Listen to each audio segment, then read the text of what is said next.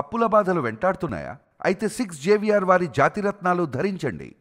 నమస్తే, welcome to మనం TV. నా పేరు వలి. ప్రస్తుతం ఎక్కడ చూసినా సరే ఆస్ట్రాలజర్ వేణుస్వామి వ్యవహారం మీదే చర్చ జరుగుతోంది. వామాచారం సంబంధించి ఆయన చేసే పూజలు కావచ్చు, యాగాలు కావచ్చు, సో వీటి మీదే చర్చ తీవ్రంగా జరుగుతోంది. అసలు శాస్త్రం ఏం చెప్తోంది? ఈ ఆచారాలు, ఈ సంప్రదాయాలు, ఈ పూజలు ఆయన చేసేది కరెక్టేనా? దీని గురించి కొంత విశ్లేషించే అవసరం పరిస్థితి కనిపిస్తుంది. దీని గురించి మాట్లాడటానికి తెలంగాణ బ్రాహ్మణ సేవా సంఘం అధ్యక్షులు కృష్ణ శర్మ గారు మనకి మన టీవీలో ఉన్నారు. తర్వాత మా పొలిటికల్ ఎడిటర్ కట్టా కార్తిక్ కూడా ఈ డిస్కషన్లో జాయిన్ అయ్యారు. సో చర్చను మనం ప్రారంభిద్దాం. కృష్ణ శర్మ గారు నమస్కారం. నమస్కారం అండి. వేణు శర్మ గారు ఏదైతే ఆస్ట్రాలజర్గా ఆయన అనేక జాతకాలు చెప్తాను, జ్యోతిష్యాలు చెప్తానని చెప్పి చూస్తున్నాం గత కొన్ని సంవత్సరాలుగా. ఆయన్ని ఇష్టం వచ్చినట్టుగా ఆయన పబ్లిక్లోకి వెళ్ళిపోయి సెలబ్రిటీల జీవితాల్లో కూడా భవిష్యత్తులో ఇది జరగబోతుంది, వీళ్ళు సక్రమంగా వీళ్ళ కాపురం నిలబడదు, ఇలాంటి వ్యాఖ్యలు చేసి తీవ్ర విమర్శల పాలైన పరిస్థితి చూసాం. ఇలాంటి వ్యాఖ్యల తర్వాత ఆయన చేసే పూజలకు సంబంధించి వామాచారం పేరుతో మద్యం మాంసాలతో ఆయన పూజలు చేయడం, తర్వాత నగ్న పూజలు చేస్తారని చెప్పి ఇలాంటి విషయాలు కూడా బయటకు రావడంతో తీవ్రంగా ఒక వర్గం విమర్శలు చేస్తున్న విషయం కూడా మీకు తెలిసి ఉంటుంది. ఏంటి వామాచారం? ఏంటి ఇది? శాస్త్రం ఇదే చెప్పిందా? నమస్కారం అండి. జై గురుభ్యో నమః. అయ్యా, మీరు వేణుస్వామి గురించి అడిగారు. యాక్చువల్గా వాస్తవానికి గొడవంతా వేణుస్వామి గారు ఎప్పుడైతే నాగార్జున గారి కుమారుడి ద్వితీయ వివాహం ఎంగేజ్మెంట్ గురించి మాట్లాడినప్పటి నుంచి కూడా ఈ సమస్య అంతా కూడా ప్రారంభమవుతూ వచ్చింది. వాస్తవాన్ని మనం జాగ్రత్తగా గమనించినట్టయితే ఆ రోజున మేము కూడా వేణుస్వామి గారిని విమర్శించాము. ఎందుకంటే వాళ్ళ వ్యక్తిగత జీవితం గురించి మాట్లాడడానికి నీకు ఏం అర్హత ఉంది అనేటువంటిది మేము కూడా విమర్శించాము. కానీ ఇక్కడ మనం జాగ్రత్తగా గమనించినట్లయితే వేణుస్వామి గారు చేసినటువంటి విషయం ఒక రకంగా సపోర్ట్ చేయొచ్చు. ఎందుకంటే మాకు హిందూ మతంలో 4 రకాల వర్గాలు ఉంటాయండి, వర్ణాలు. బ్రాహ్మణ, క్షత్రియ, వైశ్య, శూద్ర అని ఉంటారు. వీళ్ళలో బ్రాహ్మణులు అనేటువంటి వాళ్ళు ధర్మాన్ని కాపాడడానికి వీళ్ళు ఎప్పుడు కూడా కృషి చేస్తూ ఉంటారు. వీళ్ళకి ఒక లక్షణం ఉంటుంది.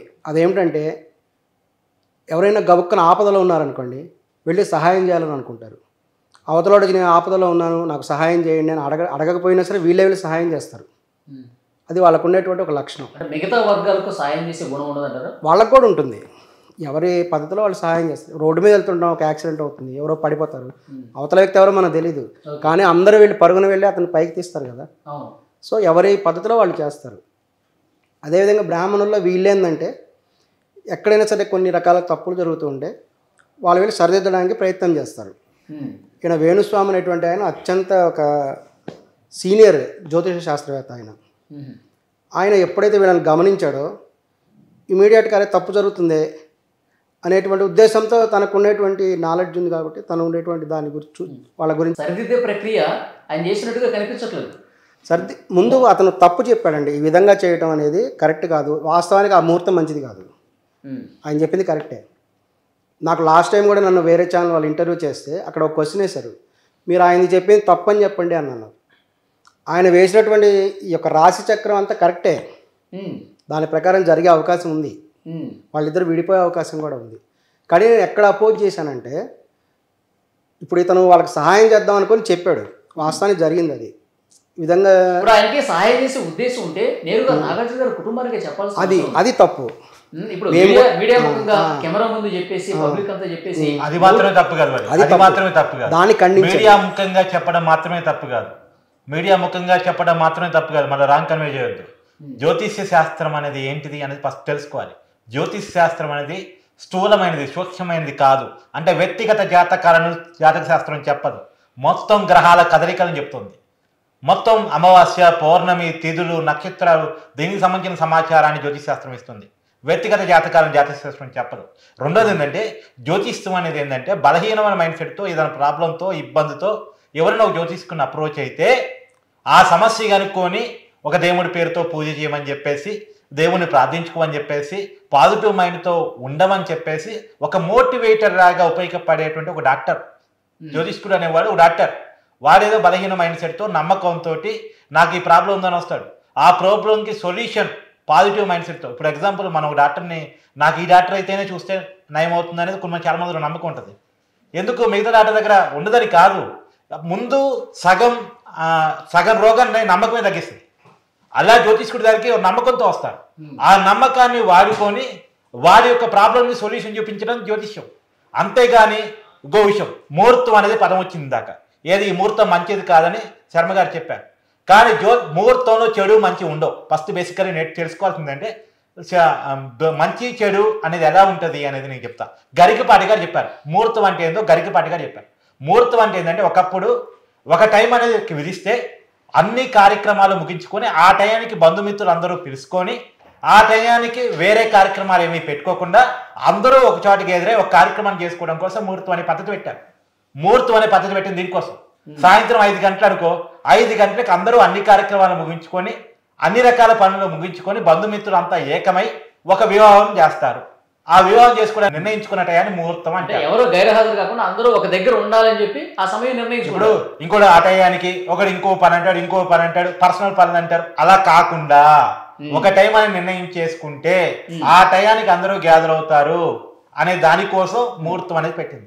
ముహూర్తానికి కొన్ని నిర్వచనం ఇది. అంతేగాని ఇంకొక విషయం చెప్పాలి. ఏ ముహూర్తం కూడా ఏ బంధాన్ని చెడగొట్టదు, ఏ బంధాన్ని చెడగొట్టదు.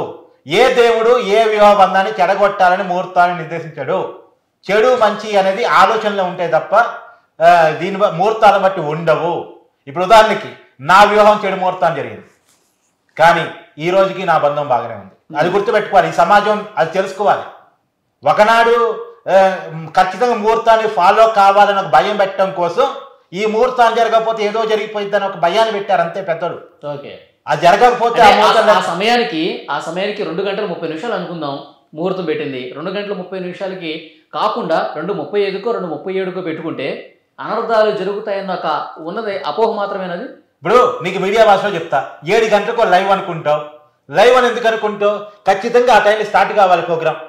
లే ఆ టైంకంటే గెస్టులు కూడా ఆ టైంకే వస్తారు, ఏ కార్యక్రమాలు పెట్టుకోకుండా వస్తారని 7 గంటలకు లైవ్ అనుకుంటావు అంతే. అది 8 గంటలు పెట్టుకో, 8 గంటలు లైవ్ అంటారు. అంతేగాని ఈ టైంకే జరగాలి, ఇలా జరగకపోతే ఏదో నష్టం ప్రపంచం అంటే సమయంలో శుభం అశుభం అనేది ఉండదు. ఖచ్చితంగా ఉండదు. కృష్ణ శర్మ గారు ఖచ్చితంగా ఉంటుందండి. ఎట్లా? ఈయన మాటలు నేను తీవ్రంగా కూడా ఖండిస్తున్నాను. ఎందుకంటే మనకి హెల్త్ బాగాలేకపోతే మనం డాక్టర్ గారి దగ్గరికి వెళ్తాం. అదే ఇందాక రజనీ గారిది కూడా ఇంటర్వ్యూ వేశారు మీరు. మీకు ఏదైనా చట్టపరంగా లా గురించి ఏదైనా సమస్యలు ఉంటే ఆమెను అడగాలి.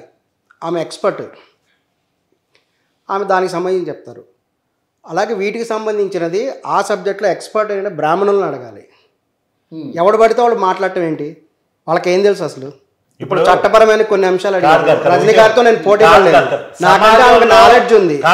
ఎవడు పడితే ఎవడు మాట్లాడతారు. మీకు అసలు ఏం తెలుసు? అంటే ఒక సమయం నిర్ణయించుకున్నది నాకు తెలీదు. ముహూర్తాన్ని నిర్వచనం చెప్పిన గరికపాటి గారు కూడా ఏం తెలీదా? గరికపాటి గారికి ఏం తెలీదా? ముహూర్తానికి ఇచ్చిన నిర్వచనం ఆయన. ఒక విషయం గుర్తుపెట్టుకోవాలి, ఈ సమాజంలో అందరికి సంబంధించిన విషయం కాబట్టి అందరూ మాట్లాడతారు. మీకు మాత్రమే మాట్లాడే రైట్ ఉంది, మీకు మాత్రమే తెలుసు అనుకుంటే తప్పు. ఖచ్చితంగా తప్పు. విషయ జ్ఞానం ఉండాలి. ఇంకో విషయం, విషయ జ్ఞానంతో చెప్పా ముహూర్తాన్ని తెలుసు, మీరు ఇస్తారా మందులు? ముహూర్తాన్ని నిర్వచనం నేను ఇచ్చాను. ఎవరైనా మీ దగ్గరకు వచ్చి నిర్వచనం గరికపాటి గారు ఇచ్చిన నిర్వచనం అని చెప్పాను. మరి నా సొంత కవిత్వం కూడా కాదు. నువ్వు వెళ్ళి గరికపాటి గారిని అడుగు ముహూర్తాన్ని నిర్వచనం. ఇప్పటికీ యూట్యూబ్ లో వీడియోలో ఉంటది ముహూర్తానికి ఇచ్చిన నిర్వచనం. ఇంకోటి ఏంటంటే దేవుడు అనేవాడు చెడు చేయడానికి ఉంటాడు, మంచి చేయడానికి ఉంటాడు. వీరంత వరకు మంచి చేయడానికి ఉంటాడు. మరి భూకంపాలు ఎందుకు వస్తున్నాయి? వరదలు ఎందుకు వచ్చి అందరూ ఎందుకు చచ్చిపోతున్నారు? మరి అయ్యని దేవుడు ఆపకూడొచ్చు కదా. జ్యోతిష్యం ముందే చెప్పదే, జ్యోతిష్యం ముందే చెప్పదే. నేను చెప్తాయినండి. నాగ చైతన్య శోభిత విడిపోతారు, వీళ్ళు విడాకులు తీసుకుంటారు, 3 సంవత్సరాల తర్వాత వీళ్ళ బంధం పెటాగలుగుతుందని చెప్పిన వేణుస్వామి మొన్న కేరళలో వరదలు వచ్చినప్పుడు ముందే చెప్పలేదు. ఈ సమయానికి కొండ చర్యలు విరిగిపడతాయని చెప్పొచ్చు కదా. అవునండి, అల్లకల్లోలం జరుగుతుందని చెప్పొచ్చు కదా. అవునండి, ఈయన పర్టికులర్గా సమంత గారి విషయంలో చెప్పిన దాన్ని బట్టి ఎక్స్టెన్షన్గా నేను చెప్పానని కూడా ఆయన చెప్పడం జరుగుతుంది. ఖచ్చితంగా పంచాంగంలో చెప్పారండి ఆల్రెడీ. ప్రతి సంవత్సరం కూడా ఉగాది రోజున పంచాంగం అనేది ఉంటుంది. పంచాంగ శ్రవణం రోజున ఇదంతా ఖచ్చితంగా వచ్చింది. ఎక్కడ ప్రళయం అందరూ చెప్పారు, ప్రతి బ్రాహ్మణుడు చెప్పారు, ప్రతి పంచాంగర్త కూడా ఇలా ప్రళయం వస్తుందని ఇంకో విషయం చెప్తాను. చెప్పారు. అది కాదు, సంవత్సరం మొత్తం చెప్తారు. ఒక శుభం జరుగుతున్న వేళ మీరు విడిపోతారని చెప్పే హక్కు ఎవరికీ లేదు. వాళ్ళు అడిగితే తప్ప. ఇంకోటి ఏంటంటే జ్యోతిష్యంలో ఒక రూల్ ఉంటుంది. ఆయన జ్యోతిష్ శాస్త్రం తెలుసు అని అనుకుంటున్నాను. జ్యోతిష్యంలో రూల్ ఏంటంటే ఎవరు అడిగితే వాళ్ళకి మాత్రమే జ్యోతిష్యం చెప్పాలి, వాళ్ళ చెవిలో మాత్రమే చెప్పాలి, వాళ్ళకి వినపడేటట్టు మాత్రమే చెప్పాలి. పరాయుడికి వినపడటానికి లేదు. జ్యోతిష్యం అనేది ఎవరు అడిగితే వాళ్ళ జ్యోతిష్యాన్ని వాళ్ళకి మాత్రమే చెప్పాలి.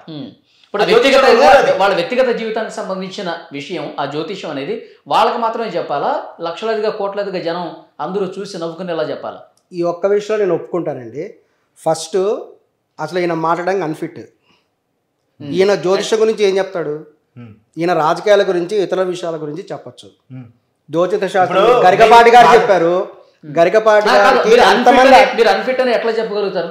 ఏంటి ఆయన సబ్జెక్ట్ వేరు. అసలు హీఈస్ ఎక్స్పర్ట్ ఇన్ నేను అడిగిన దానికి సమాధానం చెప్పండి. ఫిట్ అనేది జనం తెలుసుకుంటారు. మీరు అడిగిన దానికి సమాధానం చెప్పండి. అదే మాట ఆయన అనొచ్చు, కానీ అన్నం ఎందుకంటే నేను చాలా క్లియర్ గా చెప్తున్నానండి. నేను అన్ఫిట్ అంటే వేరే రకంగా అనుకోకండి. ఒక డాక్టర్ గారి దగ్గర doctor is expert in particular field. ఒక అడ్వకేట్ చట్టం సంబంధించిన విషయాలు ఆమెకు నాలెడ్జ్ ఉంది, ఇంకొక వ్యక్తి ఇంకొక దాంట్లో నాలెడ్జ్ ఉంది. ఈయన కొన్ని విషయాలు ముహూర్తం విషయంలో గరికపాటి గారు చెప్పిందే నేను చెప్తున్నాను. దీనికి మీరు ఇచ్చే నిర్వచనం అంటే మీరు ఇవ్వండి అని చెప్తున్నారు కదా. గరికపాటి గారు ఒక చక్కని ప్రవచనకర్త. ఆయన అభిప్రాయాలు ఆయన చెప్తాడు. అలాగే గరికపాటి గారిని వ్యతిరేకించే వర్గం కూడా ఎంతో మంది ఉన్నారు. అందరు అభిమానులు కాదు. ఆయన చెప్పండి ఎంజాయ్ చేసే వాళ్ళు ఉంటే వ్యతిరేకించే వాళ్ళు చాలా మంది చెప్పండి. చెప్పింది ఆ ప్రవచనం, ఆ ముహూర్తానికి సంబంధించి ఆయన ఇచ్చిన నిర్వచనం సరైందా కాదా? గరికపాటి గారిని మీరు సమర్థిస్తున్నారా లేదా అది చెప్పండి. కొంతమందికి కొన్ని నమ్మకాలు ఉంటాయండి, కొంతమందికి ఉండవు. ఆయన అభిప్రాయం ఆయన చెప్పారు. సరే, ఇప్పుడు నేను చెప్తాను. ఇప్పుడు మన ఈ వీళ్ళ విషయంకి వద్దాము. వాస్తవానికి ఆ ముహూర్తం మంచిది కాదు, అది వాస్తవం. వాళ్ళు చెప్పినటువంటి రాసుల ప్రకారం ఆయన రాసిందంతా కూడా కరెక్టే. కానీ ఆయన బహిరంగంగా చెప్పడం అనేటువంటి తప్పు. బహిరంగంగా ఒక ఇద్దరు వ్యక్తుల వ్యక్తిగత జీవితం గురించి బహిరంగంగా చెప్పి వాళ్ళ ఆందోళన గురయ్యేటట్టుగా చేయడం ఏం చేసింది తప్పు. అంతవరకు నేను ఒప్పుకుంటాను. ఇంకొకటి ఒక విషయం ఆయన చెప్పింది అంటే 2 విషయాలు ఆయన ఒప్పుకున్నారు. ఒకటి బహిరంగంగా చెప్పడం, 2 అడగకుండా చెప్పటం. అడగకుండా చెప్పాక ఎవరికి లేదు 2. ఇంకొకటి ఏంటంటే అసలు జ్యోతిష్ శాస్త్రం అనేది స్థూలమైంది కాదు, సూక్ష్మమైంది, అది 3. జ్యోతిష్ శాస్త్రం గురించి ఈ 2 నేను చెప్పింది ఆయన ఎట్లా ఒప్పుకున్నాడు, దీనికి ఒప్పుకోవాల్సింది. ఇంకొకటి ఏంటంటే ముహూర్తం అనేది నేను చెప్తున్నాను కదా, చాలా మందికి వేద పండితులకు కూడా తెలుసు. ముహూర్తం అనేది కేవలం ఎందుకు పెట్టారు అన్న దానికి నేను పురాణాల్లో నుంచే చెప్తున్నాను. అదంతా ఒక చోట ఏకం కావటం కోసం మాత్రం పెట్టింది. చాలా మందికి తెలిసింది. సరే, ఆయన ఎగ్రీ కావచ్చు కాకపోవచ్చు, ముహూర్తానికి ఉన్న నిర్వచనం అది. ఇంకోటి ఏంటంటే ఇప్పుడు మాట్లాడుకోవాల్సింది వేణుస్వామి గురించి కాబట్టి ఆయన చేస్తున్న పూజలు వామాచారం పేరుతో నగ్నంగా కూర్చోబెట్టడం, లేదు ఇంకొక అనైతికమైనటువంటి కార్యక్రమాలు చేపించడం, మాంసాహారం, మందు, ఇలాంటి వ్యవహారాలు చేయటము, ఇవన్నీ రైతారాంగా అని కూడా చూడాల్సి వచ్చినప్పుడు ఖచ్చితంగా ఇప్పుడు ఆచారం వ్యవహారం అంటారండి. ఆచారం వ్యవహారం ఎందుకంటారు? వ్యవహారంతో ముడిపడి ఉన్నది ఆచారం. వ్యవహారాన్ని దాటేది కాదు ఆచారం. వ్యవహారాన్ని సమర్థించేది, సంస్కారాన్ని సమర్థించేది. సంస్కారాన్ని దాటిన ఆచారం ఎప్పుడు తప్పే, దాన్ని సంస్కరించుకోవాల్సిందే. ఇప్పుడు వామాచారం కూడా సంస్కారాన్ని దాటి ఉందంటారా? అంటే వేణుస్వామి పూజలే దాటింది. వామాచారం కరెక్ట్గా ఏంటి అనేది పూజారి చెప్పాలి, ఆయన చెప్తారు అది. కానీ వేణుస్వామి చేసే మాత్రం ఖచ్చితంగా దాటాయి అని తప్పదు, చెప్పక తప్పదు. ఎందుకంటే ఆయన చేసిన పనులు అట్టున్నాయి, మనకు వినపడుతున్నా, మనకు కొంతమంది బాధితుడు చెప్పిన సమాచారం ప్రకారం, ఆయన బయటకు వస్తున్న విషయాల ప్రకారం ఒక వ్యక్తిని న్యూడిగా కూర్చోబెట్టి పూజలు చేపిస్తాడని, ఒక వ్యక్తిని తాంత్రిక పూజలు పెడుతూ రకరకాలుగా చేస్తాడని, ఇంకా నరబలులని అదని ఇదని చాలా రకాలుగా మనం వింటున్న వార్తల ప్రకారం ఇవన్నీ ఖండనీయం. ఇవన్నీ అంటే శాస్త్రం ఏం చెప్తుంది? వామాచారం అనేది ఉందా? నిజంగా ఇట్లాగే పూజలు చేయాలి, అమ్మవారికి ఇట్లాగే చేయాలి, నైవేద్యం ఇవ్వాలి, ఇట్లాగే మందు తాగాలి, ఇట్లాగే మాంసం తినాలి ఉంది. ఇప్పుడు ఒక చేత్తో చికెన్ తింటూ ఇంకో చేత్తో నెయ్యి పోయటం, ఆడ వ్యక్తిని నగ్నంగా కూర్చోబెట్టడం, అవసరమైతే ఆ మాట అంటానికి కూడా చాలా ఇబ్బందిగా ఉంది, అలా చేపించటం, ఇవన్నీ కూడా కరెక్టేనా? ఇవన్నీ శాస్త్రం చెప్తుందా? దేవుళ్ళు ఒప్పుకుంటారా? నాకు తెలిసి ఏ ఆచారం దీన్ని ఒప్పుకోదు. కృష్ణధర్మ గారు అవన్నీ కూడా ఉన్నాయండి. ఈయన చెప్పిన వామాచారాల పద్ధతులన్నీ కూడా ఉన్నాయి. ఏది ఇక్కడ మేము ఎందుకు ఇక్కడ ఇన్వాల్వ్ అవ్వాల్సి వస్తుందంటే, మేము ఇదివరకు కూడా బహిరంగంగా వేణుస్వామి గారి బహిరంగంగా జ్యోతిషం చెప్పడానికి ఖండించాము. అలా చెప్పకూడదని చెప్పాము. మేము కూడా ఆయన మీద కొంతమంది కేసులు కూడా వేయడం జరిగింది. ఆ తర్వాత కొన్ని పరిణామాలు జరిగింది. కాదు, ఇప్పుడు నరబలి కూడా ఉన్నాయి, కరెక్ట్ అంటారా? నేను చెప్తా, 1 by 1 నేను చెప్తా, అన్ని చెప్తాను. అది కూడా చెప్తా. అవి పద్ధతులు ఉన్నాయి. నరబలి కరెక్ట్ అంటారా? నరబలి పద్ధతి కరెక్ట్ కాదు, ఉంది. నేను చెప్తా కదా అన్ని. మీకు 1 by 1 అన్ని చెప్తా కదా. అంటే కాదు మేము ఎందుకు ఇన్వాల్వ్ అవుతున్నాం, సంబంధించే పద్ధతులను కూడా శాస్త్రం. సరే చెప్పండి 1 by 1 చెప్పండి. మేము ఇక్కడ ఎందుకు ఇన్వాల్వ్ అవ్వాల్సి వస్తుందో అనేది చెప్తున్నాం. మేము ఈయన అత్యుత్సాహంతో వెళ్ళేసి వాళ్ళకి సహాయం చేద్దాం అనుకున్నాడో డిఫేమ్ చేద్దాం అనుకున్నాడో చెప్పాడు. అంతకుముందు సమంత గారి గురించి కూడా చెప్పాడు. అక్కడే మాకు కొంచెం ఇబ్బంది అనిపించింది. ఎందుకంటే ఈయన ఫస్ట్ సమంత గారు నాగ చైతన్య గారు మొదటి వారం కాబట్టి అక్కడ జాతకం చెప్పడం మాకు నచ్చలేదు. ఫస్ట్ ఎందుకు నచ్చలేదంటే ఆమె క్రిస్టియన్, సమంత గారు అమావాస్య రోజు పుట్టారు, ఆమె ఒక క్రిస్టియన్. ఈయన క్రిస్టియన్స్కి జాతకం చెప్పడం ఏంటి అసలు? అక్కడ ఆయన ఒక పెద్ద తప్పు చేశారు, ఆయన చేసిన మిస్టేక్. తర్వాత వాళ్ళిద్దరు కలిశారు, తర్వాత వాళ్ళిద్దరు విడిపోయారు. సరే తర్వాత వీళ్ళ దగ్గర కంటిన్యూటీగా చెప్తాం అనుకున్నారు, వీళ్ళిద్దరు విడిపోతారని చెప్పారు. ఇక్కడ చెప్పిన తర్వాత ఇది బహిరంగంగా చెప్పడం మటుకు తప్పు. ఎందుకంటే మన రాజ్యాంగం ప్రకారము యాజ్ పర్ సైబర్ లాస్ ప్రకారం అవతల వ్యక్తుల వ్యక్తిగత జీవితం గురించి వాళ్ళ పర్మిషన్ లేకుండా వాళ్ళ ఫోటోని కానీ వాళ్ళ గురించి కానీ సోషల్ మీడియాలో చేయడం అనేది కరెక్ట్ కాదు. అదే ఆయన చేసిన చిన్న పొరపాటు. ఏదో అత్యుత్సాహంతో చెప్పబోయాడు, అది అతను చేసిన చిన్న మిస్టేక్. బహిరంగంగా చెప్పడం జీవితాల్లోకి చొరబడి వాళ్ళ జీవితం నాశనం అయిపోద్ది అనటం చిన్న తప్పెట్లేదు. అది ఇండివిజువల్ నాశనం, అది ఆ ముహూర్తం బాగాలేదనేది కరెక్ట్, కానీ అది బహిరంగంగా ఆ పాయింట్ చారేపు. ఈ ముహూర్తం బాగలేదు అని చెప్పే హక్కు అతనికి ఎవరిచ్చారు? అదే ఎవరిచ్చారు? ఆ ముహూర్తం బాగలేదు అనే పద్ధతిని ఎవరిచ్చారు? శాస్త్రం ఇవ్వదు, జ్యోతిష్ శాస్త్రం ఇవ్వలేదు. జ్యోతిష్ శాస్త్రాన్ని దాటిన వేణుస్వామి అనేవాడు జ్యోతిష్యుడిగా అన్ఫిట్టు. ఇందాక నన్ను అన్ఫిట్ అన్నారు. ప్రస్తుతం వేణుస్వామి జ్యోతిష్ శాస్త్రం యొక్క నిబంధనలు దాటాడు. మళ్ళొకసారి చెప్తున్నా, క్లియర్ గా వినండి. జ్యోతిష్యాన్ని నమ్మే చాలా మంది వినండి. ఎందుకంటే జ్యోతిష్ శాస్త్రం అనేటువంటిది ఒక రకంగా జ్యోతిష్యుడు అనేవాడు డాక్టర్తో సమానం. ఒక పాజిటివ్ మైండ్ సెట్ తో, బలహీనతతో, ఒక ప్రాబ్లం తోటి ఆయన దగ్గరికి పోయినప్పుడు ఒక సొల్యూషన్ పాజిటివ్ మైండ్ సెట్ తో, దేవుడి మీద నమ్మకంతో ఇవ్వగలిగిన వాడు జ్యోతిష్కుడు. అది పరిధులు దాటి నిన్న నేను వేరే ఛానల్ లైవ్ లో చూశాను. ఒక ఆవిడ చెప్తుంది, ఆయన దగ్గరే పోతానంటే నువ్వు నీ భర్తతో విడిపోతే నీ జాతకే మారిపోద్దని చెప్తాడు. వాస్తవం. అది భర్తతో విడగొట్టారని జ్యోతిష్కుడు చెప్పడం తప్పు. ఇక్కడ ఒకటి కాదు, భార్య భర్తల బంధాన్ని చెడగొట్టాలనుకోవడం కూడా రైటేనా? భార్య భర్తలు విడదీయాలనుకోవడం తప్పు, అది కూడా కరెక్టేనా? ఇప్పుడు కొన్ని సంవత్సరాలుగా వాళ్ళు సుఖ సంతోషాలతో ఉన్నారు, వాళ్ళ దాంపత్య జీవితం బాగుంది. అలాంటి పచ్చగా ఉన్న కాపురంలో నువ్వు ఇతన్ని వదిలేస్తేనే నీ జీవితం బాగుంటుంది అనటం ఇది కరెక్టా? ఖచ్చితంగా.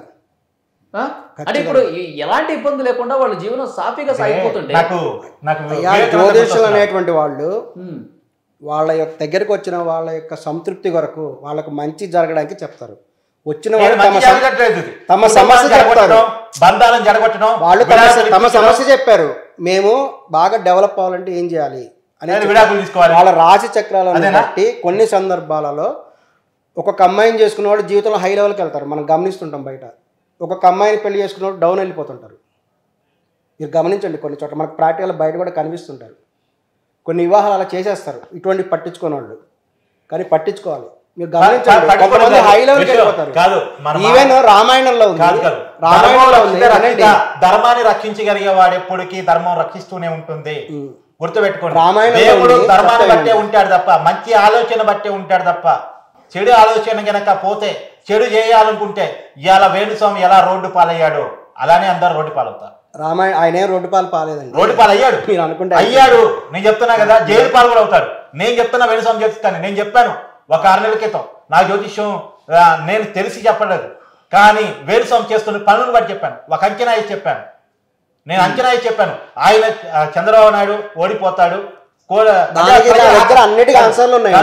ప్రజల ఆకాంక్షలకు వ్యతిరేకంగా చెప్పాడు, అది కరెక్ట్ కాదని చెప్పాను. పైన నరేంద్ర మోడీ ఓడిపోతానన్నప్పుడు అది చెప్పాను. ఇక్కడ కేసీఆర్ గెలుస్తాడు, రేవంత్ రెడ్డి సీఎం జనంలో కాలేడు అన్నప్పుడు చెప్పాను, కేటీఆర్ సీఎం అన్నప్పుడు చెప్పాను. ఇవన్నీ ప్రజల ఆకాంక్షలకు విరుద్ధంగా. ప్రభాస్ కి పెళ్లి అవుతున్నాడు, ఫెయిల్ అయ్యాడు. చెప్పనివ్వండి, ప్రభాస్ సినిమాలు ఏదో రాస్తూ కలికి కంటే ముందు సినిమా ఫెయిల్ అన్నాడు, కానీ పాస్ అయింది. ఇప్పుడు కలికి కూడా పాస్ అయింది. అసలు ఈ కలికి సినిమాలో తీయడు ప్రభాస్ అన్నాడు. అంటే ఇక్కడ రెండు, ఆయనకి జ్యోతిష్యం చెప్పడం అయినా రాకపోయి ఉండాలి. అసలు కాదు, జ్యోతిష్యానికి అన్ఫిట్. వేణుస్వామి అనేవాడు జ్యోతిష్యానికి అన్ఫిట్. ఇలా చెప్పగలిగే ఏ జ్యోతిష్యుడైనా జ్యోతిష్యానికి అన్ఫిట్. పోనీ మీరు ఫిట్టా? ఏది, నేను జ్యోతిష్యం చెప్పను కదా, నాకు వచ్చేది చెప్పను కదా, నేను వ్యక్తుల జ్యోతిష్యాలు చెప్పను కదా. ఆయన చెప్తున్నాడు కాబట్టి వ్యక్తుల జ్యోతిష్యాలు చెప్పా. ఇప్పుడు ఆయన మీద చర్చ ఎందుకు వచ్చింది? చర్చ ఎందుకు వచ్చిందంటే ఆ జ్యోతిష్ శాస్త్రాన్ని పరిధులు దాటి నేను జ్యోతిష్యాలని చెప్పుకుంటూ సమాజంలో పరిధులు దాటి తిరుగుతున్నాడు కాబట్టి ఇష్టారాజ్యంగా చేస్తున్నాడు కాబట్టి ఆయన మీద చర్చ వచ్చింది. లేకపోతే ఆయన మీద చర్చ పెడతాం. ఈ సమాజంలో కొన్ని వేల మంది జ్యోతిష్కులు ఉన్నారు, అందరి మీద ఎందుకు చర్చలు పెట్టట్లే? వేణుస్వామి మీద మాత్రం ఎందుకు పెడుతున్నాం? వేణుస్వామి పరిధులు దాటుతున్నాడు కాబట్టి. కరెక్ట్గా పాయింట్కి వచ్చారు. ఇక్కడ నేను క్యాచ్ చేస్తాను చూడండి. ఆయన ఎప్పుడైతే ఆయన్ని తప్పు చేశారన్నారో వెంటనే ఆయన మీద ఒక దాడి ప్రారంభమైంది. ఆ దాడి ఎవరంటే TV5 మూర్తి గారి రూపంలో ప్రారంభమైంది. ఈయన ఏదో విధంగా అపోజ్ చేయాలి. అపోజ్ చేసేటువంటి విధంగా TV5 మూర్తి అనేటువంటి ఆయన ఇంకా ఆయన బ్లేమ్ చేయడం స్టార్ట్ చేశాడు. బ్లేమ్ చేయటం డిఫేమ్ చేయటం ఏ విధంగా స్టార్ట్ అయిందంటే బహుశా నాగార్జున గారు ఆయనకి ఏమో డబ్బులు ఇచ్చారేమో ప్రత్యేకంగా.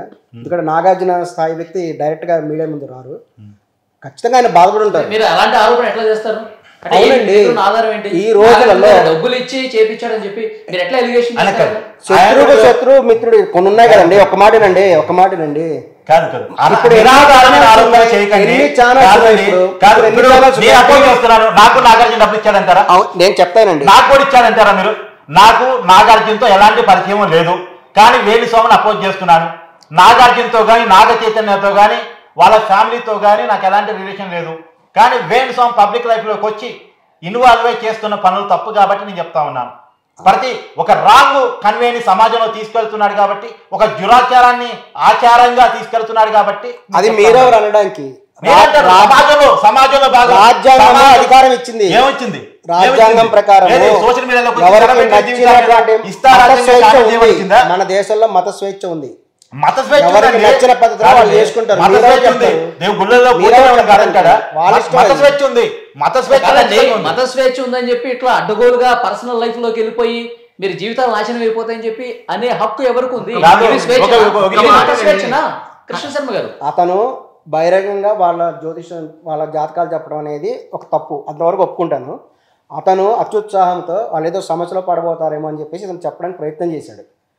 888 అనేటువంటి సెంటిమెంట్తో వాళ్ళు చేసుకున్నారు. ఇతను ఎప్పుడైతే ఆ మాట బహిరంగంగా అనటం తప్పు, లేదంటే వ్యక్తిగతంగా చెప్పడం, లేదంటే ఇంకో రకంగా ఉంటే బాగుండేది. అది చిన్న పొరపాటు. దాన్ని అడ్వాంటేజ్ పొరపాటే. దాని మీద కేసు వేశారు. అనడానికి లేదు.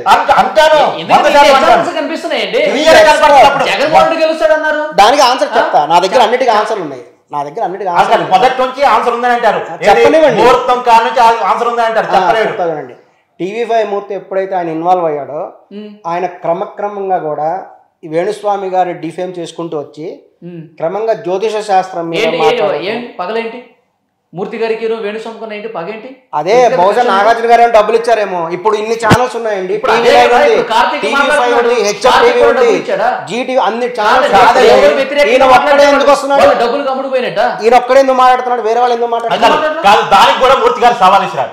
ఆయనకి TV5 ఎదురుగా SBI అకౌంట్ ఉంది, నా బ్యాంక్ అకౌంట్ మీకు ఇస్తాను, చెక్ చేసి చెప్పండి అని కూడా. ఇది చిన్నపిల్లలలాగా ఉందండి. ఆయన ఫోన్ పెట్టుకొని నా ఫోన్ నెంబర్ ఇది కావాలంటే చూసుకోండి. ఎవరైనా ఆయన ఫోన్ నుంచి మాట్లాడతాడా? ఈ రోజు అందరి ఫోన్లు ట్యాబ్. అంత ఈజీగా చిన్న పిల్లలు చెప్తారు. అందులోంచి డబ్బులు వేసారు, కోట్ల రూపాయలు తీసుకున్నాడు. ఎవరు? మీరే అన్నారు కదా నాగార్జున గారు డబ్బులు ఇస్తే మాట్లాడుతున్నాడు. ఆయన మూర్తి గారికి ఇచ్చారని కాదు, TV5 ద్వారా ఈయన్ని డిఫేమ్ చేయడానికి ప్రయత్నం చేశారు. ఆయన వ్యక్తిగత డిఫేమ్ చేసినప్పుడు సమాజంలో ఇలాంటి జ్యోతిష్యాలు చెప్పి వ్యక్తిగత జీవితాలకు చొరబడి ఇలాంటి వ్యాఖ్యలు చేస్తున్నాడు కాబట్టి, సమాజాన్ని కలుషితం చేస్తున్నాడు కాబట్టి ఆయన ప్రత్యేక కథనాలు ప్రసారం చేస్తున్నారు మూర్తి గారు. TV5 ఛానల్ ఆయన ఒక్కడే చేస్తున్నాడు, TV9 ఎందుకు చేయట్లేదు? వాళ్ళకి కూడా మేము చెప్తున్నాం, ఖచ్చితంగా ఇలాంటి దురాగతాలకు పాల్పడే సామాజిక విద్రోహ శక్తుల పట్ల, ఈ సమాజాన్ని నాశనం పట్టించే శక్తుల పట్ల, వేణుస్వామి లాంటి యాంటీ సోషల్ ఎలిమెంట్స్ పట్ల ఖచ్చితంగా అన్ని టీవీ ఛానల్ స్పందించాలి. అలాంటి యాంటీ సోషల్ ఎలిమెంట్ ని ఇమీడియట్లీ అరెస్ట్ చేయాలని, జైల్లో పెట్టాలని, ఈ సమాజ సమూహంలో జరగనీయకుండా, సమాజాన్ని తప్పుదో పట్టించకుండా ఖచ్చితంగా సమాజం అంటే మత స్వేచ్ఛ అని చెప్పారు. ఖచ్చితంగా మతాన్ని అందరం గౌరవించి తీరాలి, మత స్వేచ్ఛను అందరూ గౌరవించి తీరాలి. కానీ మత స్వేచ్ఛను దుర్వినియోగం చేస్తే, మతం పేరుతో ఆచారాన్ని కాదు దురాచారాన్ని జనంలోకి తెలిస్తే ఖచ్చితంగా దాన్ని ఖండించాలి. అలాంటి యాంటీ సోషల్ ఎలిమెంట్ ని ఖచ్చితంగా జైల్లో పెట్టాలి. ఖచ్చితంగా. ఇందుకు మీరు పాయింట్ టు పాయింట్ మాట్లాడుతున్నారు వామాచారం గురించి, చెప్పండి. నేను వరుస ప్రకారం చెప్పుకుంటూ వస్తే అన్నీ 1 by 1 వస్తాయి. చెప్పండి. ఈ TV5 మూర్తి అనేటువంటి ఆయన వెనక నాగార్జున గారు ఉన్నారు. TV5 వెనక వాళ్ళు పర్టికులర్గా ఈయన డిఫేమ్ చేయడానికి మీ దగ్గర ఆధారం ఉందా? మీ దగ్గర ఆధారం ఉందా? మరి ఆయన ఎందుకు చేస్తున్నాడు ప్రత్యేకంగా? ఇదే నేను చేస్తాను. ఇప్పుడు నేను ఎలా చేస్తున్నాను? ఒక సామాజిక విద్రోహ శక్తి పట్ల పోరాటం చేయటాన్ని సామాజిక విద్రోహ శక్తి అయినా వేరే ఛానల్స్ ఎందుకు చేయట్లేదు? వాళ్ళు అడగండి. నేను ఇప్పుడే ఇక్కడ నుంచే మీ ముందే అప్పీల్ చేస్తున్నాను. మీ ముందే అప్పీల్ చేస్తున్నాను. చెప్పేది ఎలా ఉందంటే మీరు చెప్పేది ఎలా ఉందంటే రజనీకాంత్ మాత్రమే స్టైల్ గా ఎందుకున్నాడంటే దానికి ఏమైనా ఆన్సర్ ఉందా? వేరే హీరోలు ఎందుకు లేరంటే ఉందా? చిరంజీవి మాత్రమే గొప్పగా డాన్స్ చేస్తున్నాడంటే మిగతా హీరోలు చేయట్లేదంటే ఏమైనా అర్థం ఉందా? ఎవరి స్టైల్ వాళ్ళు చేస్తూ ఉంటారు. అవునండి. ఈ సమాజంలో వేణుస్వామి కలుషితం చేస్తున్నాడు కాబట్టి ముందుగా ప్రశ్నించాలన్న తలంపు ఆయనకు వచ్చింది. ఆయన మాట్లాడుతున్నాడు, ఎడ్యుకేట్ చేస్తున్నాడు. ఆయన వెనక ఎవరో చూపించండి. ఖచ్చితంగా క్లియర్ గా అర్థమవుతుంది. మా అనుమానం మాది అనుమానం కదా, ఆధారం ఉంటే చెప్పండి. ఆయన ప్రత్యేకంగా వచ్చి ఆయన ఏదో ఒకసారి జరిగిందండి, ఒక ఇన్సిడెంట్ జరిగింది, వదిలేయాలి. లాస్ట్ టైం అక్కడ శాంతి గారి ఇన్సిడెంట్ అని ఒకటి జరిగింది. ఒక ఆంధ్రాలో వాళ్ళ హస్బెండ్ అమెరికాలో ఉన్నాడు, ఆమెకి ప్రెగ్నెన్సీ ఎలా వచ్చింది, ఆయన కుమారుడు ఎలా పుట్టాడని అదొక గొడవ అయింది.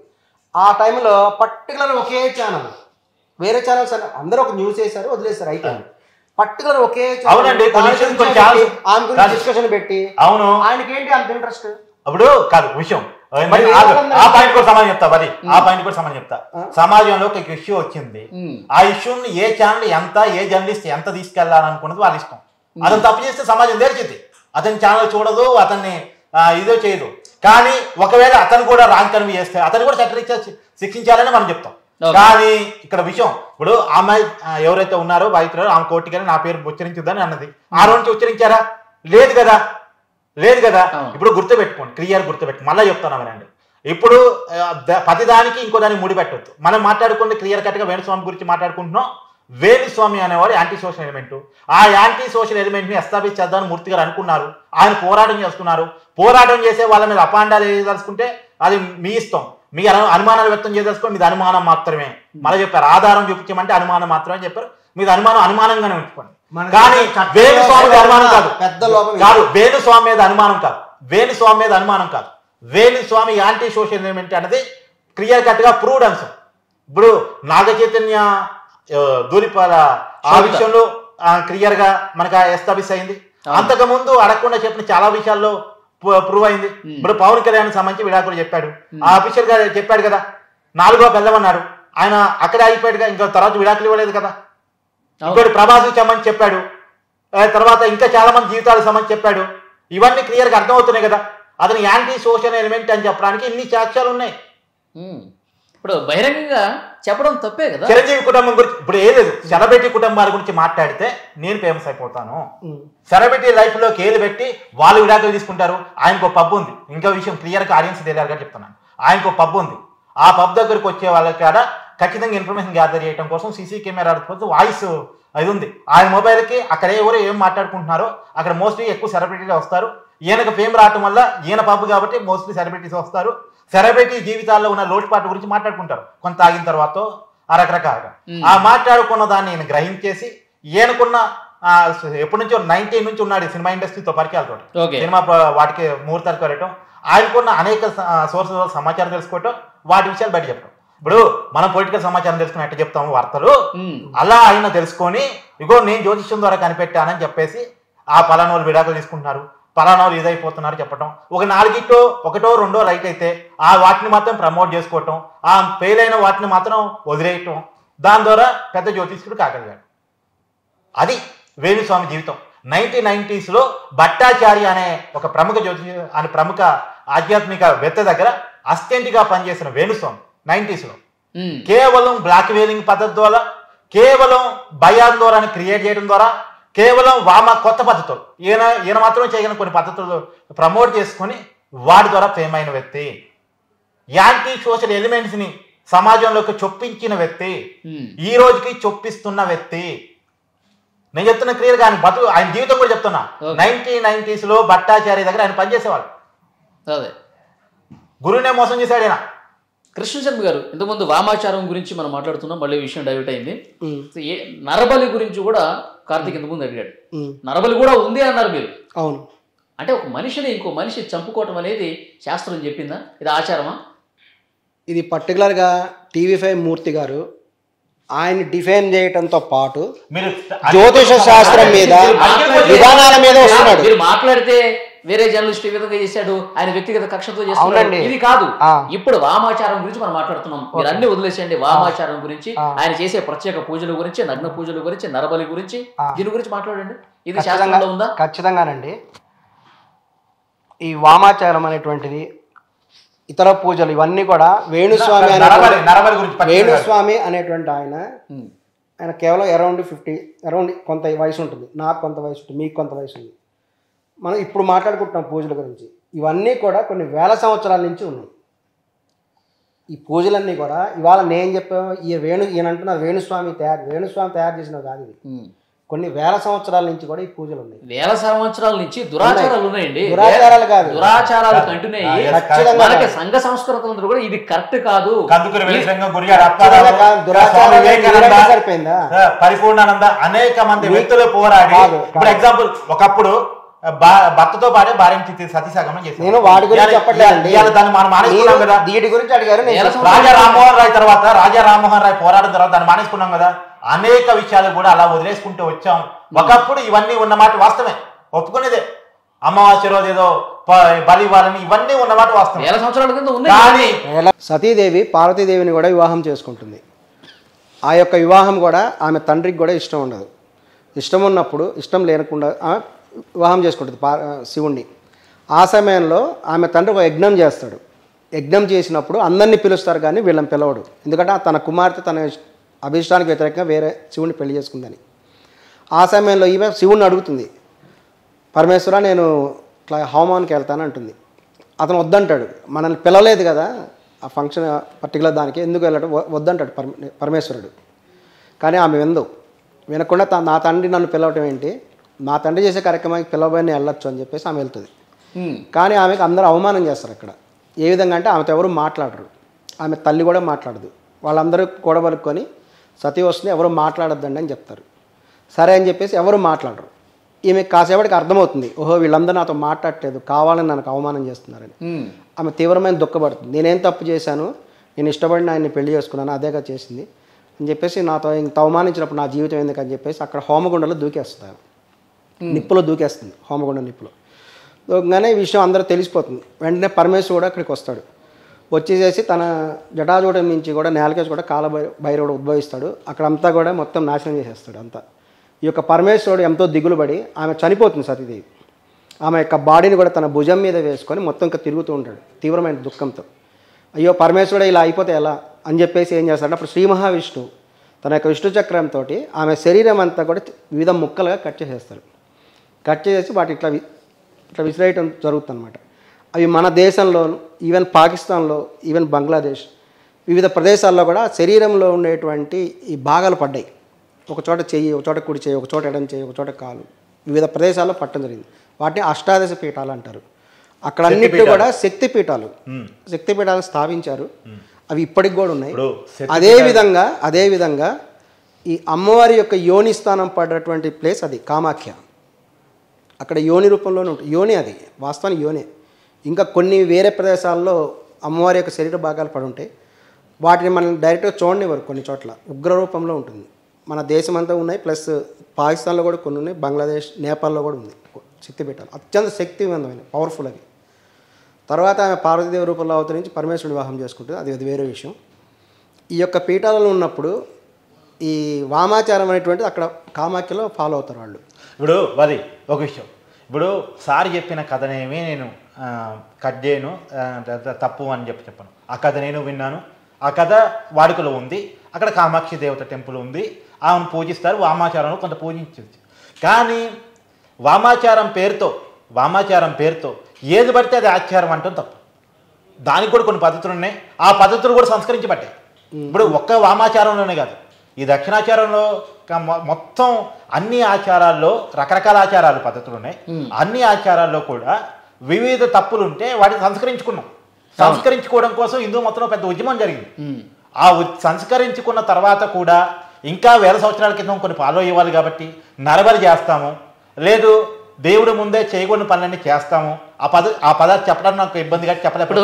కృష్ణశర్మ గారు వామాచారంలో ఆయన వేణుస్వామి గారు ఒక మాట చెప్పారు, కుడి చేత్తనేమో నెయ్యి పోస్తూ ఉంటాం అగ్నిగుండంలో, ఎడం చేత్తో నుంచి ఫుల్ బాటిల్ ఉంటుంది, ఎడం చేత్తో తాగుతూ ఉంటాం అని చెప్పేసి అన్నారు. మద్యంతో చేస్తారండి, ఆ ఆచారంలో కరెక్టే అది.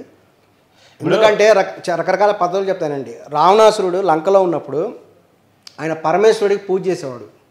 ఎలా అంటే తన చేతులు నరుక్కునేవాడు, చేతులు నరుక్కుని అగ్నిగుండలు వేసేవాడు. తనకు 10 తలలు ఉంటే ఒక్కొక్క తలని నరుక్కుంటుండేవాడు, నరికేసి ఆ తలని అగ్నిగుండలు వేసేవాడు. తన శరీరాన్ని తను నరుక్కుంటూ పరమేశ్వరుడు ఆ విధంగా కూడా ఆరాధన చేశాడు. ఇప్పుడు అలా చేతులు ఇడిచేసుకొని ఈ రోజుల్లో పూజలు చేయమంటే ఎవరైనా చేస్తారా? లేదా బలవంతంగా చేతులు నరికేసి చేస్తామంటే ఊరుకుంటారా?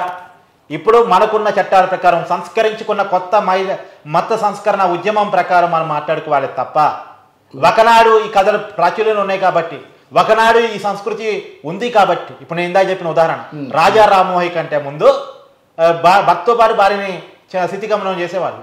ఆయన పోరాటం చేస్తున్నప్పుడు కూడా కృష్ణ శర్మ లాంటి వాళ్ళు అనేక మంది వ్యతిరేకించారు. అది సాంఘిక మా ధర్మం అన్నారు, మా ఇష్టం అన్నారు, మా పద్ధతి అన్నారు, కానీ ఒప్పుకోలేదు. ఉద్యమం జరిగింది.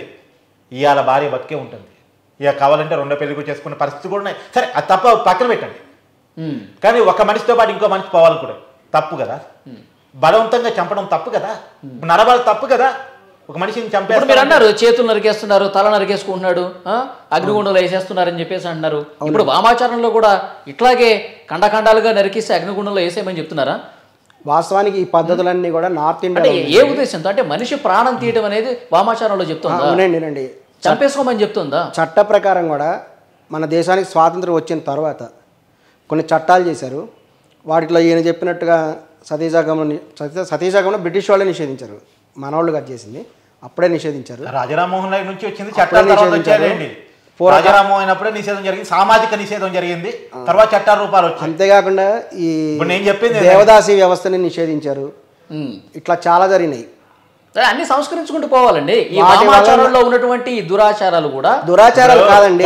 వలి ఈ రోజు నీ జీవితంలో తప్పు జరిగిందని నువ్వు గ్రహించావు.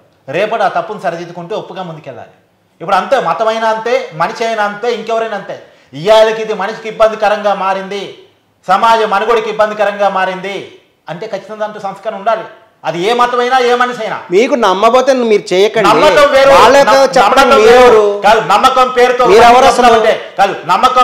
నీకు నమ్మకం, నేను చంపమని అనట్లేదు. అదే నరబలదే కదా, నరబలి అనట్లేదు, ఉన్నది అంటున్నా. వామాచారంలో ఉంది, ఇప్పటికీ ఉందన్నారు కదా మీరు. ఇప్పటికీ కూడా చెప్పండి. ఒక మనిషి నరబలి చేయడం తప్పని చెప్పండి. నరబలనే కాదు, తప్పని చెప్పండి. చట్ట ప్రకారము ప్రస్తుతము ఒక కోడిని కానీ మేకని కానీ బలిచ్చినా సరే అది కూడా నేరం. ప్రస్తుతం ఒక కోడిని బలిచ్చినా మేకని బలిచ్చినా, ఈవెన్ మనిషి అంటే ఎవరిని పడితే వాళ్ళని బలివరండి. నరబలి అంటే ఎవరిని పడితే వాళ్ళని సెలెక్ట్ చేసుకుంటారా?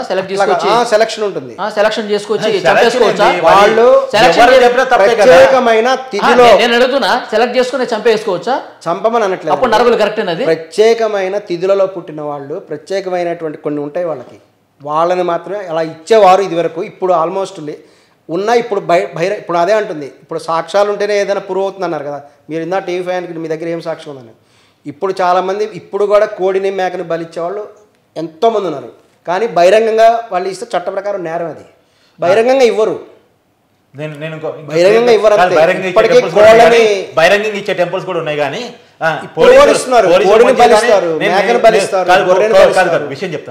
ఒక విషయం చెప్తాను. ఇప్పుడు ఆ మాటకు వస్తే సింహం చిట్టెలకం తింటది, లేదా ఇంకో జంతువుని తింటది, తప్ప ఒప్ప అన్నప్పుడు సమాజంలో ఒక జంతువు ఇంకో జంతువుని తింటామో, మనిషి కోడిని మేకను తింటామో ఆహారపు అలవాటుగా మారిపోయింది. ఇప్పుడు మనిషిని దేవుడు చంపుతాడు అంటారు, వేరే నమ్మకంలోనే మనిషిని దేవుడు చంపుతాడు అంటారు. మరి దేవుణ్ణి అలా అంటం తప్పు, అలా అంటం తప్పు. అలానే ఒక మనిషిని, ఇప్పుడు ఒక కోడిని ఇంకో కోడి చంపడం తప్పు. అందుకనే కదా మనం కోడి పందాలు నిషేధిస్తుంది. అందుకనే కదా కోడి పందాలు వద్దు అని చెప్తుంది. కోడి పందాలు ఎందుకు వద్దు అంటాం? కోడి చంపడం తప్పు. మరి కోడిని మనిషి చంపడం అంటే ఇప్పుడు మనిషిని మనిషి చంపడం కూడా తప్పే. ఇప్పుడు అది తప్పే, ఎక్కడైనా జరిగిందని తప్పే అనాలి. కోడి పందాలు ఎందుకు జరగకూడదని మీడియా పోరాటం చేస్తుంది, మీరు కూడా పోరాటం చేయండి, అది ఓకే. కోట్ల రూపాయలు తప్పనండి. ప్రతి సంవత్సరం కూడా సంక్రాంతి రోజు ఆ పందాలు జరుగుతూ ఉంటే నిషేధం ఉంది. తప్పంటే అవ్వలేదా? వాళ్ళు తప్పంటే అవ్వలేదా? తప్పు. ఇప్పుడు నరబలం కూడా తప్పు అన్నాను కదా, తప్పు. కానీ ఇప్పటికీ కొనసాగుతుంది. ఇప్పటికీ అది తప్పు. కొనసాగినంత మాత్రాన తను ఒప్పు అనలేము, తప్పును తప్పు అనాల్సిందే. నేను నరబలి ఇవ్వమని నేను చెప్పట్లేదు, పద్ధతులు ఉన్నాయి అనే విషయం. ఆ పద్ధతులు తప్పు, వాటి మీరు చెప్పాల్సింది అంటే నరబలి తప్పు, అది చేయకూడదు. వామాచారంలో అది ఉంటే ఒకవేళ అది తప్పు. నేను చెప్పాలి, దాన్ని సంస్కరించుకోవాలి, చెప్పాలి. ఇప్పుడు అది తప్పు అని చెప్పాలి. నేను ఖండించట్లేదు, అలాగే చేయమని కూడా చెప్పట్లేదు. ఖండించాలి కదండి. నేను సపోర్ట్ చేయట్లేదు, ఖండించాలి కదా. డిక్లైన్ కూడా చేయను. మనిషిని చంపటం అనేది ఖండించాలి కదా. మనిషిని చేస్తే ఇప్పుడు ఉన్మాదులకిను వామాచారం పాటించే వాళ్ళకి తేడా ఏముంది? కరెక్టే, కానీ ఏంటంటే చట్ట ప్రకారం నేరము అని చెప్తున్నాను. అంటే విషయం చట్టాలు కూడా ఎలా రూపొందించుకుంటామంటే, ఇప్పుడు తప్పు మంచి ఆధారంగా నిర్దేశించుకుంటాం. ఇవాళ ఒక చట్టం చేసాం కాబట్టి ఈ చట్టానికి ముందు ఒక పద్ధతి ఉంటే దాని తప్పు ఆ పద్ధతి చేయకూడదు అని చట్టం చేసుకున్న తర్వాత ఈ చట్టం ఏమి ఇవాళ వచ్చింది, ఈ పద్ధతి ఎప్పుడో ఉంది, ఈ చట్టం కంటే పద్ధతి గొప్పదంటే ఒప్పుకుంటారా? చట్టమే గొప్పది. చట్టం మనిషి చేసుకున్నాడు, మనిషి అవసరాల కోసం చేసుకున్నాడు, సమాజం కోసం చేసుకున్నాడు, సామాజిక మనుగడ కోసం చేసుకున్నాడు. చట్టం వేరు, న్యాయం వేరు, ధర్మం కాదు. చట్టము, న్యాయము, ధర్మము. న్యాయాన్ని ధర్మాన్ని రక్షించడానికి చట్టం అనేది వస్తుంది, లేదు ధర్మాన్ని రక్షించడానికి కాదు. మతం వస్తుంది, మతంలో కూడా ఒక మంచి ఆచారం ఉంటుంది, ఒక చెడు ఆచారం ఉందనుకోండి, దాన్ని సంస్కరించుకుంటాం అన్నది నేను ఇవాళ కొత్తగా చెప్తున్న మాట కాదు. అనేక వందల వేలు సంవత్సరాల పోరాటం. అది రాజారామ్మోహన్ గారు చేయనియండి, కందుకూరి వీరేశలింగం గారు చేయనియండి, గురిజాడ అప్పారావు గారు చేయనియండి, తర్వాత స్వామి వివేకానంద గారు చేయనియండి. ఇవాళ కూడా స్వామి వివేకానంద గారు మతాన్ని సంస్కరించుకోవాల్సిందని చెప్పారు కదా, ఆచారాన్ని సంస్కరించుకోవాల్సిందని చెప్పారు కదా. మళ్ళీ చెప్తున్నాను, ఆచారం వ్యవహారం దాటినంత కాలం, ఆచారం సంస్కారాన్ని దాటినంత కాలం ఆచారం రైటే. ఆచారాన్ని ఎవరూ వ్యతిరేకించరు, పద్ధతులను ఎవరూ వ్యతిరేకించరు, మతాన్ని ఎవరూ వ్యతిరేకించరు, పూజను ఎవరూ వ్యతిరేకించరు, దేవుని ఎవరూ వ్యతిరేకించరు. వాళ్ళ వ్యతిరేకిస్తే తప్పు అవుతుంది. ఖచ్చితంగా మత స్వేచ్ఛ ఈ దేశంలో ఉంది. ఎవరు ఇష్టం వచ్చిన మతాన్ని వాళ్ళు పాటించుకోవచ్చు, ప్రార్థన చేసుకోవచ్చు, నమాజ్ చేసుకోవచ్చు, పూజ చేసుకోవచ్చు. దాన్ని ఎవరు తప్పంటలేదు, నేను కూడా తప్పంటలేదు. కానీ ఆ పేరుతో అసాంఘిక అనాగరిక పద్ధతులను పాటిస్తే మాత్రం వేణుస్వామి లాంటి వాళ్ళని చట్టరీత్యా శిక్షించాలి. యాంటీ సోషల్ ఎలిమెంట్స్ని సమాజంలో తిరగకుండా జైల్లో పడేయాలని మాత్రం డిమాండ్ చేస్తున్నాను. చట్టపరంగా కూడా మీరు ఆయన ఏం శిక్షించలేరు. ఇవన్నీ ఎందుకు చేస్తారంటే, ఇవన్నీ ఈ పూజలు పర్టికులర్గా వామాచార పూజలు ఎవరు చేస్తారంటే, ఒక సినిమా రంగంలో ఉన్నత స్థాయికి వెళ్ళదలిచిన వారు, సంపన్నులు, వీళ్ళని పట్టుకునేది కూడా వాళ్ళని చూపిస్తారు, సామాన్యుల్ని రంగంలో దింపుతారు. పర్టికులర్గా ఉన్నాయి. వాళ్ళ బలహీనతల ఆధారం వాళ్ళకి ఏంటంటే మీ జాతకం ఇట్లా ఉంది, మీరు ఈ రకంగా పరిహారం చేసుకుంటే, కొన్ని పర్టికులర్ ఈ రకంగా మీరు పరిహారం చేసుకుంటే ఉన్నత స్థానాలు వెళ్తారని చెప్పి డబ్బులు దండు కూడా తప్ప వేరేదేం పర్టికులర్ చేసిన వాళ్ళు ఖచ్చితంగా ఫేమ్ అవుతారు, ఖచ్చితంగా ప్రజెంట్ వాళ్ళ వల్ల ఫలితం ఉంటుంది. నగ్న పూజలు చేసి, నగ్న పూజలు అనేవి తెలుగుదేశం పార్టీ ఎన్టీ రామారావు గారు ఉన్నారు కదా, తెలుగుదేశం పార్టీ స్థాపించిన ఎన్టీ రామారావు గారు, ఆయన కూడా చేశారండి. ఓకే, ఆయన కూడా ఎన్టీ రామారావు గారు చేశారు అని ఒక రూమర్ ఉంది. దానికి ప్రూఫ్స్ కావాలంటే ఇప్పుడు నేను తీసుకురాలేను. ఓకే, కానీ అధికారం కోసము విషయం ఎన్టీఆర్ గారు తెలుగు జాతి అభిమానించే నాయకుడిని ఇప్పుడు ఆధార లేని ఆ పాయింట్ తీసుకొచ్చి ఆయన అవమానించొద్దు. ఖచ్చితంగా ఎన్టీఆర్ గారు తెలుగు జాతి మొత్తం గౌరవిస్తూ ఉంటుంది, పూజిస్తూ ఉంటుంది, ఆయన గొప్పవాడని అంటూ ఉంటుంది. ఇప్పుడు ఆయన గురించి అనవసరమైన టాపిక్ తీసుకురావద్దు. ఆయన ఆచరించారో లేదో మనకు తెలియదు.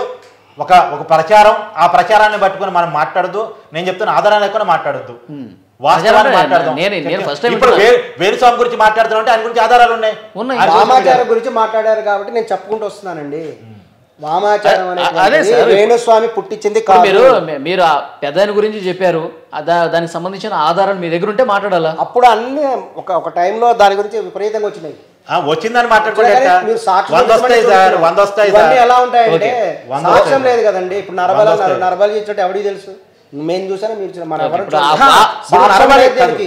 నరబలి ఖండించాను అన్నాం. ఇప్పుడు నరబలి ఇచ్చారని మేము చెప్పడం, నరబలిని ఖండించానంటే దాన్ని కూడా చట్ట ప్రకారం నేరం అని చెప్తున్నాను నేను. చట్ట ప్రకారం నరబలి నేరం. పర్టికులర్గా ఇవి మీరు అన్నట్టు వేణుస్వామిని ఒక్కని డిఫైన్ చేయటం కాదు, ఆయన వ్యక్తిగతంగా ఆయన స్వభావం ఉంటే ఆయన